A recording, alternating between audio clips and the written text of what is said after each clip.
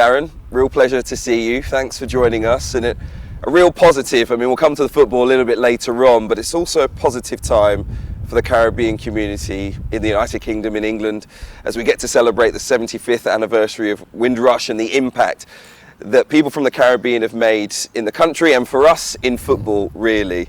I want to talk to you about so much. I want to find out a bit about your upbringing and like I say, the impact that some of those people have made. But firstly, just when I use the phrase Windrush Generation, what does that mean to you? Yeah, for me, for the Windrush Generation is a multitude of our peers that came long before you and I, that had a huge impact here in England, an absolute huge impact that sort of went by the wayside. But now through technology, understanding history, we learned that just what a huge impact they had at the time, and still to this existence now, had a huge impact in formulating and forming this country to where it is now. Right, let's go inside the Moore household next. We're going to talk football, we're going to talk about upbringing too, but I wanted to start about, in a Caribbean household in Handsworth really, what was it like for you growing up? Yeah, so for me, it was, I was mum, dad, my nan. I lost my granddad when I was really quite young, couple of years old really. So I've got vague memories of my granddad, but my grandma, my mum, my dad, and then obviously me being one of six in a sort of a terrace house, growing up in Handsworth in Birmingham, and yeah, just being but we were a real close-knit family, and to this day really still are close. But two older brothers, an older sister, a younger brother, a younger sister, so I pitched myself right in the middle. What led you, in amongst all of that, to become the footballer of the family? Yeah, for me, there was a real poignant time really. I was more into cricket, Hugh. I was thinking, Caribbean family, yeah, cricket, fast bowling, yeah. Viv Richards and all those, Courtney Walsh, all them. My dad used to sit and watch, and then the one day, my dad just called me in, and I was playing out in the streets with all my friends cricket. And when I came in, he said, "Have a look at this," and I said, "Well, what is it?" And he said, "It's a football match." And it was on the TV, and I sat down in the lounge with him. And my eyes just gazed into the TV. And Hugh, I just thought the pitch that you see behind us was like a stage. And the players were performing on this stage. And it was like, almost like theatre-esque. And I just said to my dad, I'm going to do that. And quite ironically, the game that we was watching was a West Bromwich Albion game at the time, where it was Cyril Regis, Brendan Batson and Laurie Cunningham.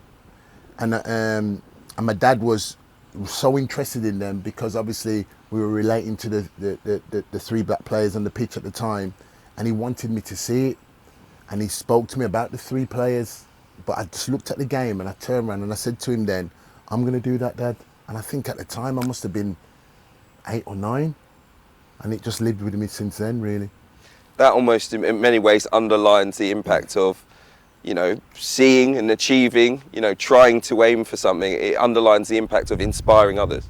Absolutely, and it certainly inspired me, because from then, the cricket bat went down and the football came out, and then I was just playing football, and just had a real desire to want to play to the best ability for my school team, and then from my school team I went into my local football team in Erdington, and then that picked up in the district.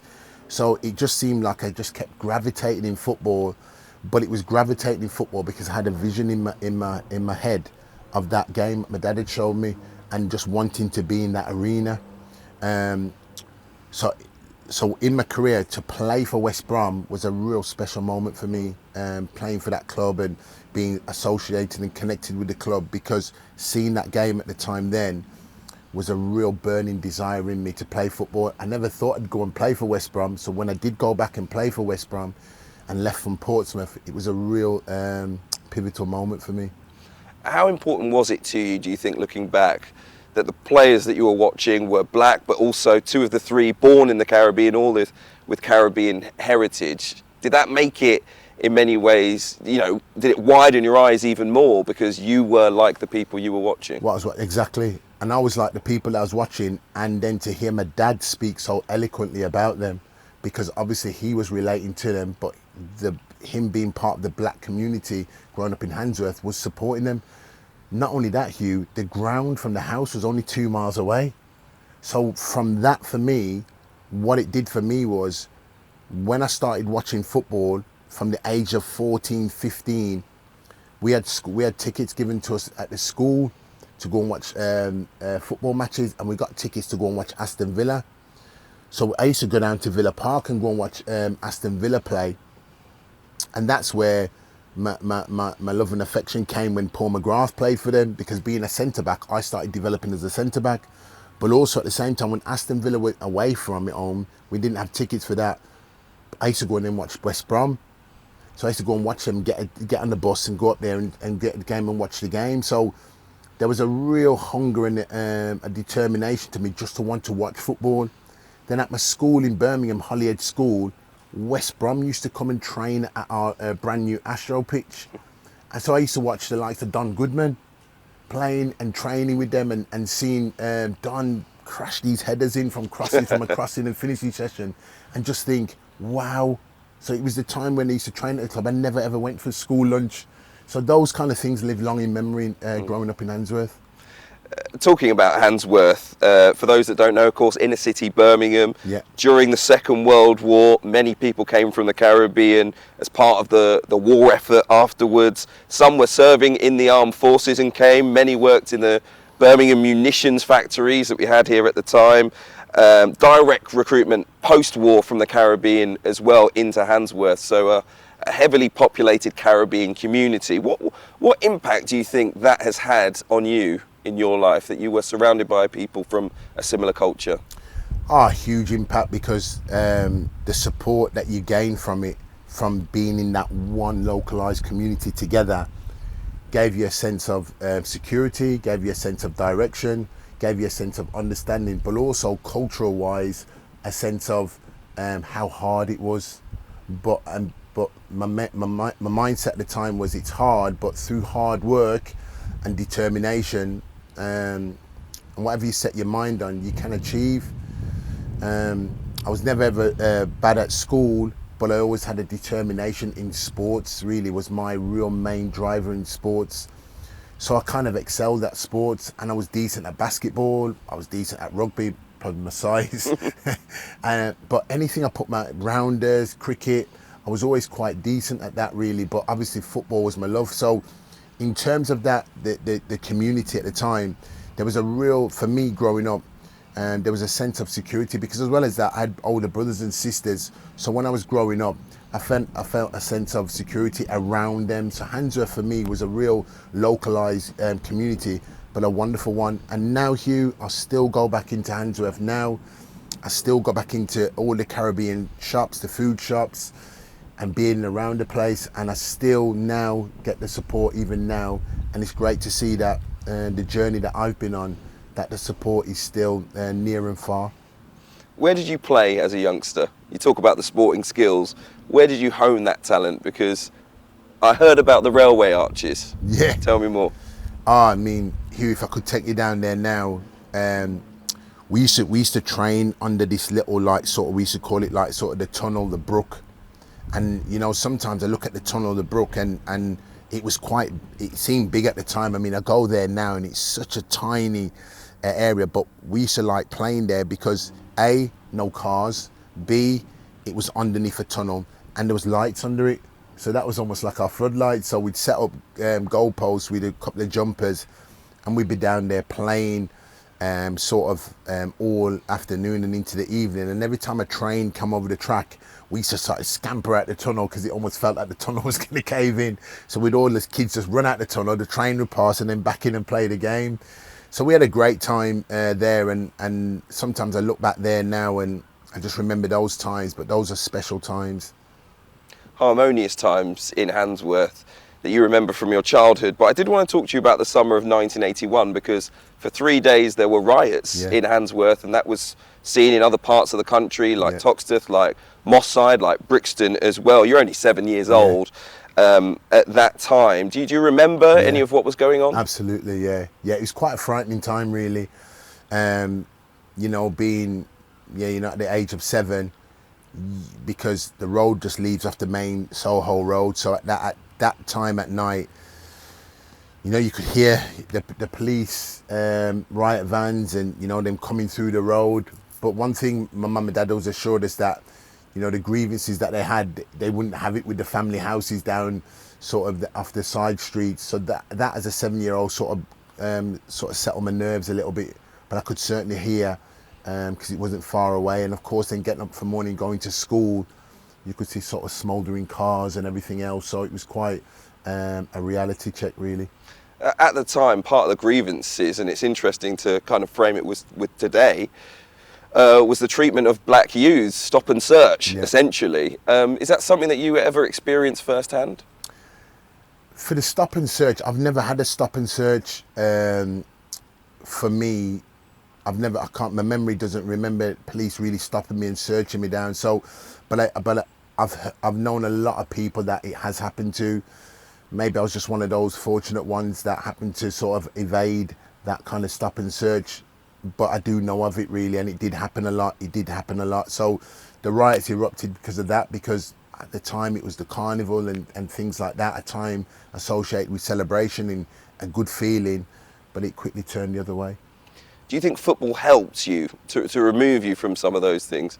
Maybe you say you can't remember it, but you could have been under the tunnel, if you like. You could have been out playing football in your older years, and that maybe separated you from some of the things that others... Yeah, and that wasn't because I was isolated down there, because I loved playing football. So I was more or less in and around the family home.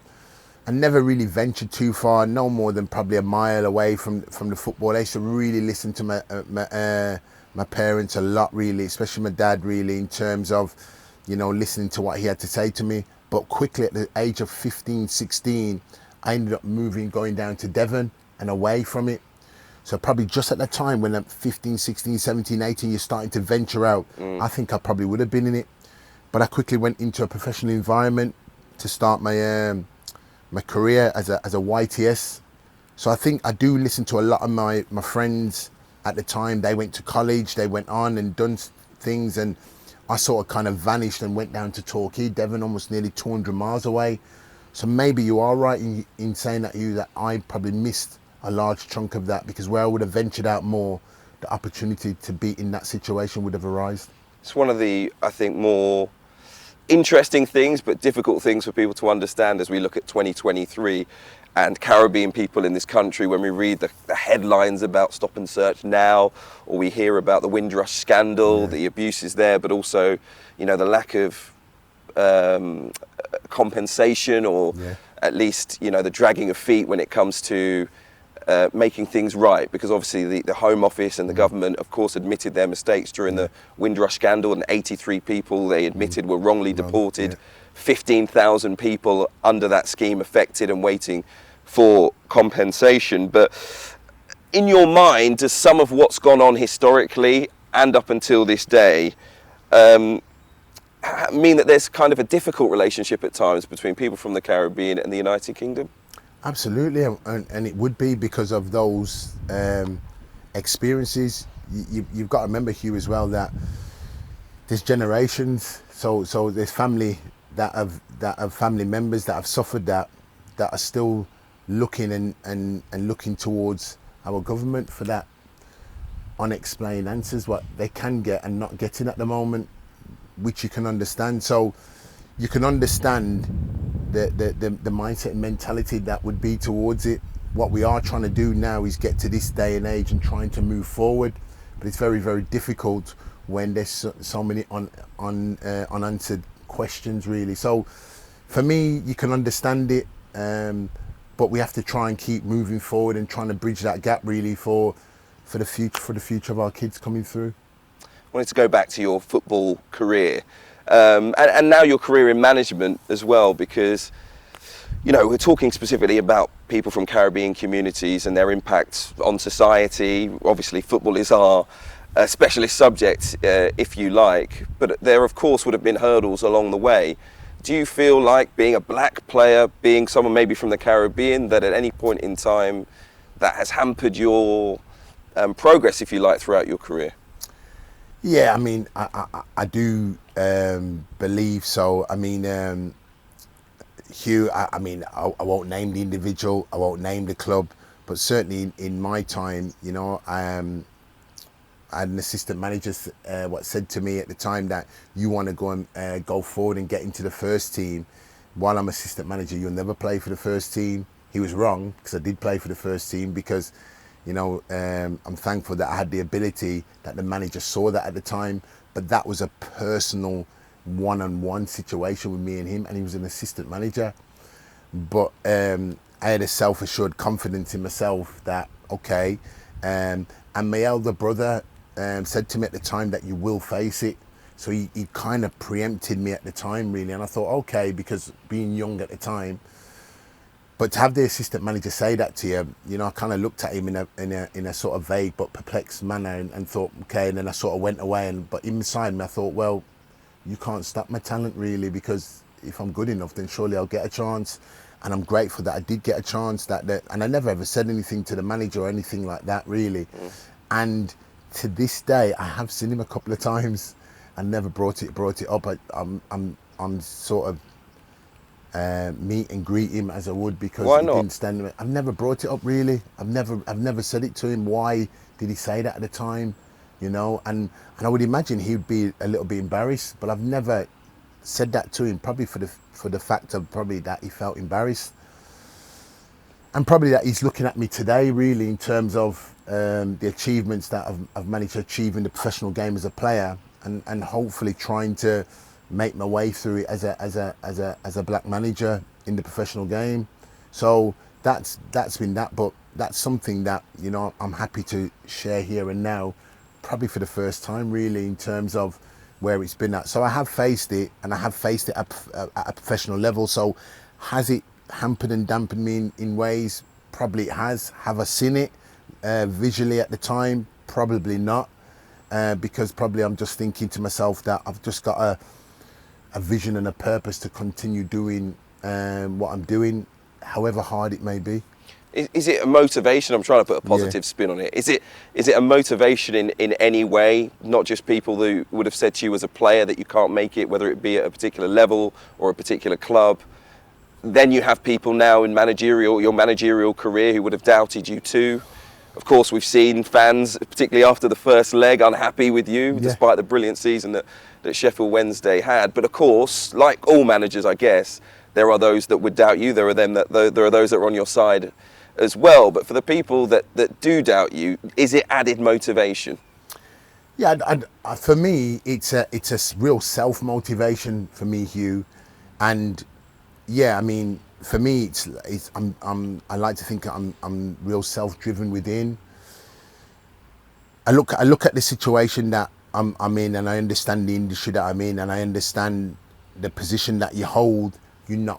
Everybody's not gonna be a happy individual, because it's a position that you hold where there's a lot of opinions. Some opinions will be for you, some opinions will be against you, and some opinions will be divided. So I understand that. What I've always maintained is, as long as I'm doing the best that I can at that moment in time, and I feel within that I'm doing the best, it allows me to put my head on the pillow at night and sleep. And that's always what I've always maintained with that, and will continue to do that. But I do understand the industry that I'm in. So part of it as well, Hugh, you're trying to educate as well the wider audience, in terms of that there's no difference just because of the colour of your skin. I always say, if you can see it and believe it, you can do it, no matter what it is. And that's always been the positive spin. And I saw something as a little boy that my dad put into me. I believed in it, and here I am doing it. But what I have done is taken it from a professional footballer on the pitch, and sort of had a real desire to learn and have a thirst in it, in management as well, really, which is different to playing football. But it's just trying to bring a team together, a football club together, and bring that culture and mentality right for the club. You are one of the few black managers in the Football League at the moment. What do you think the future holds for black managers in this country? We see more people wanting to go into coaching, but we don't see huge numbers of particularly black British managers in the football leagues. Why do you think that is, and what do you think the future will be? Probably because obviously you can't negate away what's gone on and what's happened before, and the hard roads that that black people have had to take and gone through. But through media, through education, through learning of history, through gaining qualifications, getting the experience, seeking opportunity, I think those pathways and doors for me are eventually going to open and has to open. And what I'm here to just say is that hopefully I'm a small but surely sort of antidote to showing that by giving a chance that you can achieve. You know, I look at you know what Vincent Kompany's done as a up here and now. There's many more that's gone before me, and there's many more that will come after me that are equally or as much talented out there. There is some real talent, Hugh, out there. There is some real talent. There is some real men and women of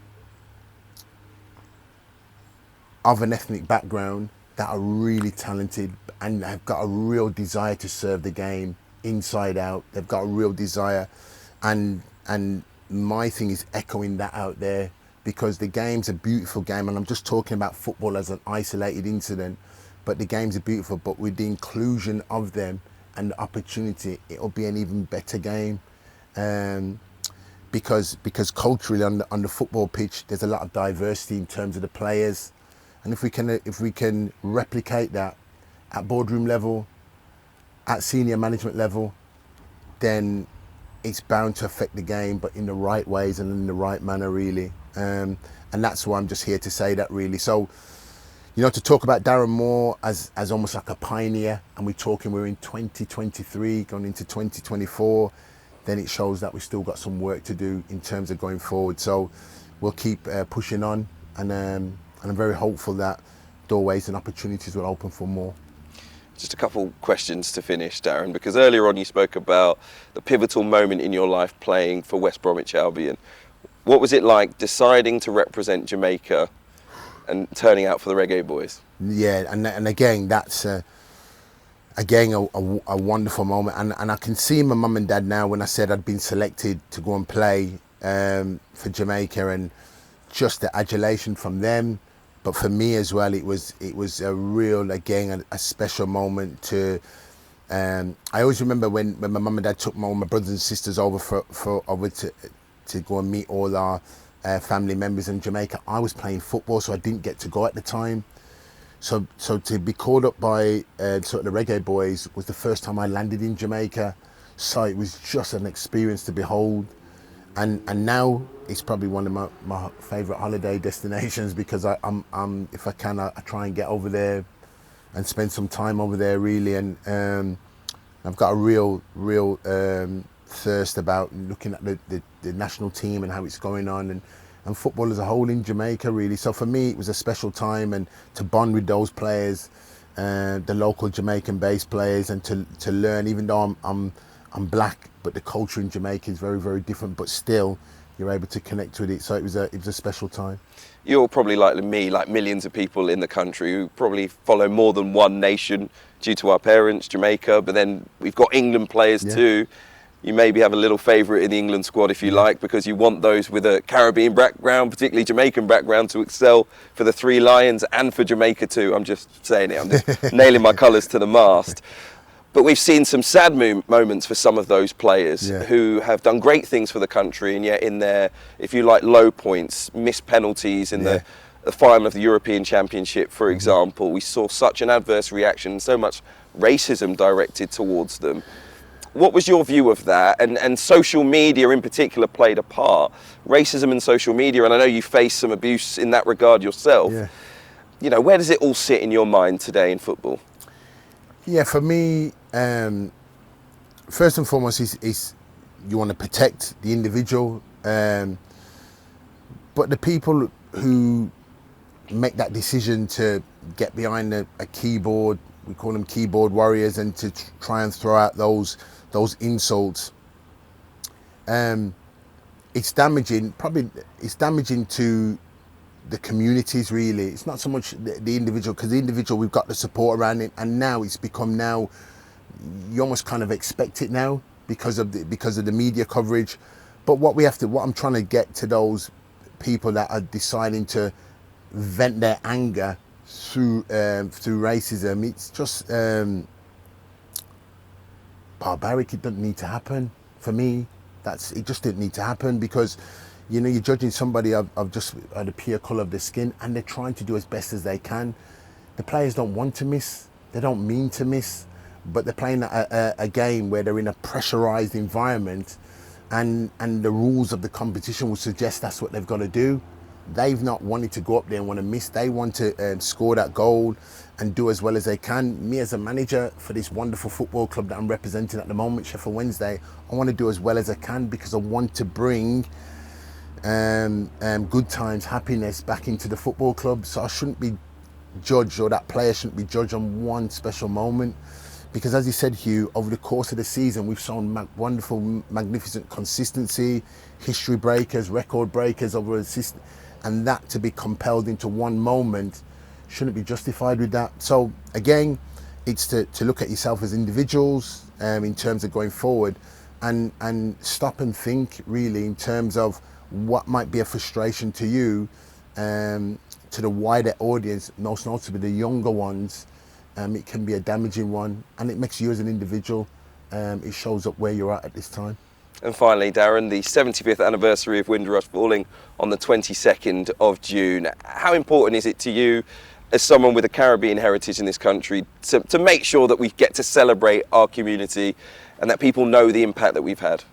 Yeah, and I think it should be a wonderful celebration, and it's great, that we can really talk now, because I'm really proud of my background. I'm really proud to be associated with sort of the Caribbean family and the culture and everything else. So it is to be celebrated. And sometimes when I think about, in Jamaica, when I go there and the music was playing on the street and the culture and everything else, you almost want to sort of replicate that here as a celebration. But it should be a wonderful celebration and should be looked upon. And yes, it's 75 years, but it should be something that's celebrated, not just at a poignant time, because it's 75 years, but throughout the days of our life, really. So I certainly for one will be enjoying on June the 22nd for sure. Appreciate it, Darren. Cheers, Hugh. Good to see you.